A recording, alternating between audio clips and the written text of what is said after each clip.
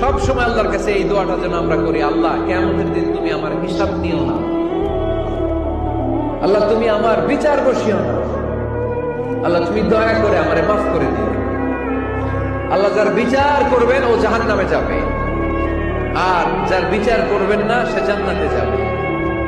আল্লাহ যদি বিচার করে আর পাই টু পাই হিসাব নেয়, নামাজ পড়লি না কেন, রোজা রাখলি না কেন, মিথ্যা বললি কেন, খাদ্যে ভেজাল দিলি কেন, মাছে ফরমালিন দিলি কেন, যৌতুক খাইলি কেন, ঘুষ খাইলি কেন, উল্টাপাল্টা করলি কেন, জিনা করলি কেন, একটার পর একটা প্রশ্ন বানে যদি সেই ভয়ঙ্কর দিনে আল্লাহ আমাদেরকে জর্জরিত করে, আমাদের কোনো উত্তর আছে?